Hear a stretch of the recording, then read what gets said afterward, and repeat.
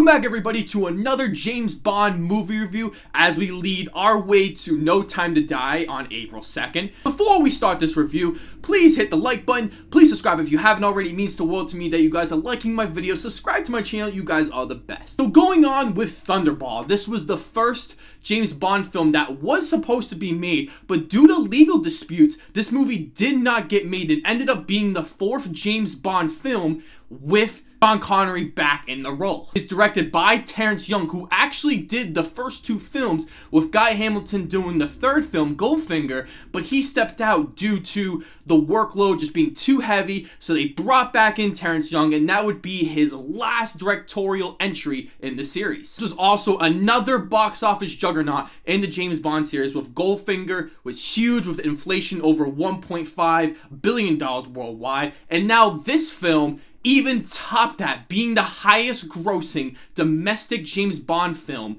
ever with inflation, and the highest worldwide gross with inflation, with around over $1.6 billion. I still think this one's a solid, fun, and entertaining Bond film that still manages to have all the great things that we've seen in the other Bond films, but still has a good amount of issues than the other Bond films, and I think so far this is the weakest one. Start off with the positives here. Sean Connery as Bond is always probably going to be a positive for me so far. He is really good in the role. He's not as sharp as he was in Goldfinger, which was the prime executive Bond, but I think in this film he still manages to be some of the best parts of the movie, and he is just so entertaining with the great humor, the great dialogue, and the great puns he's able to use and throughout so many of the scenes. Action set pieces are massive in this movie. This is the highest budgeted film with inflation over $74.4 million, and that was considered huge back in 1965, and so this film really pushed how much James Bond could be in the action-heavy set pieces after making so much money before. This is the first time this film was shot in Panavision, which basically means that it has this widescreen view, as all the other films were very low budget, and you have like this 185 by 1 size. Now you get that 239 by 1 aspect ratio, which definitely does make the movie look so much better going around, and you definitely see it in the opening scenes. James Bond has a ton of cool gadgets in this film, and he really starts off with the jetpack, which is extremely awesome. Brings on the Aston Martin car with the cool water, shoots out of the vehicle, has some mouth breather that he breathes when he goes underwater. The military actually thought it was so real that they wanted their hands on it, and obviously it's not. But the fact is that James Bond's gadgets look so real because they're based somewhat on scientific technology, that they make it into the real film, to the real world, and people want their hands on because of how cool Bond is. Action, I think, is really good in this film. You have a really cool hand combat scenes, you have a lot of cool shootouts, and have really crazy, exciting adventures, and especially with a ton of underwater scenes that do make for a really exciting and great time, which at times can also feel a little bit long and a little bit exaggerated, and felt like it could have been cut a little bit short. But having the movie be 1/3 basically underwater is really impressive. The visual effects are really tremendous in this film. John Steers, who did From Russia with Love and Goldfinger, is back and won an Academy Award for Best Visual Effects. A lot of great explosions, a lot of cool trickery in the camera with some of the gadgets that they use. The underwater sequences were almost unheard of as they're fighting all underwater. Villain and the Bond girls in this movie are really, really good in this film, as you got Adolfo Celi as Largo, Claudine Auger as Domino, and Lucina Paluzzi as Fiona. I really enjoy the villain Largo, as he's not as cool as Goldfinger by any means, but I think he does have a nice presence in the film. I like the way that he looks.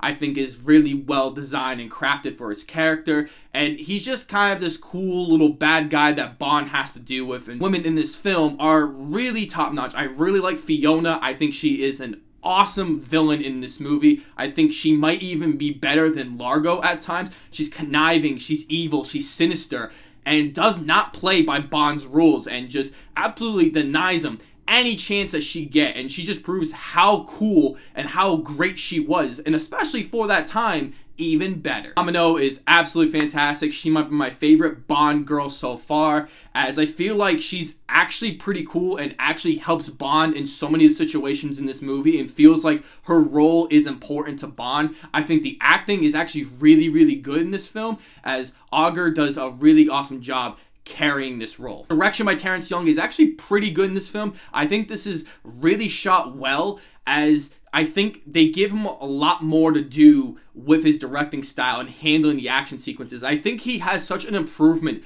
over the other two films that he directed. We're gonna go some negatives here. I think the movie has a bunch of pacing issues. The movie does go on for a really long time, as this is the first Bond film to go over 2 hours. And sometimes I feel like that could have just been cut down, just due to the fact that it's a simple, fun spy movie that really doesn't need to be over 2 hours. And so I feel like the pacing definitely gets a little messy, especially in the beginning of the film, as there's so much going on and it felt very distracting. As always, the sexualization of women is still prominent in this movie. It's still annoying. I don't think it's really that bad in this film though, because I think the characters are pretty good, but it's still a thing that really does happen, and the Bond's sexual stuff that he does in this movie are really annoying, and it's very prominent in this movie, and I think the filmmakers were a little aware of it, because some of the women are like, oh, you're gonna do this again, huh, Bond? So I don't know, that was something that's always probably gonna bother me. It's always gonna take a little point off. The water sequences are very good, and they're very influential for its time, and they are very entertaining, but it's not as good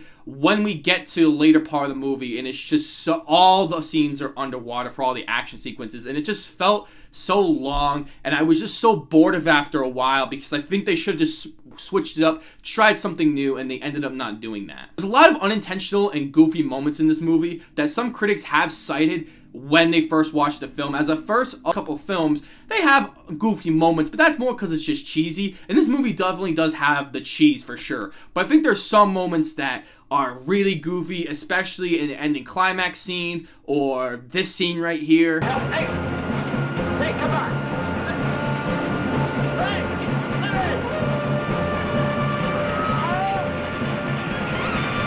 The editing choices, again, just don't really work for me. There's some really bad editing choices throughout, as the editing is pretty solid, but there's some choices, mostly between the action scenes, that they just don't know how to do yet. And I know it's the 60s, there really wasn't a ton of action films like these, so they definitely had a tough time trying to put these action scenes together, and sometimes they don't always have that cohesive look and feel to it. So that's something that is just always going to have that issue, but I'm a little bit less critical of it than some of these other issues. And the story is just not as good. I mean, you don't really go to these Bond films for the story in here, but I feel like some parts of the story could have worked so much better, as Goldfinger's story and From Russia with Love all had more prominent stories. Like, they were really in your face. This one doesn't really have that. You kind of forget about the story good points in this movie, and then they just bring it back up, and they're like, oh yeah, you still have this mission to do, so we can take out these 2 missiles that are literally gonna land in one of these countries. So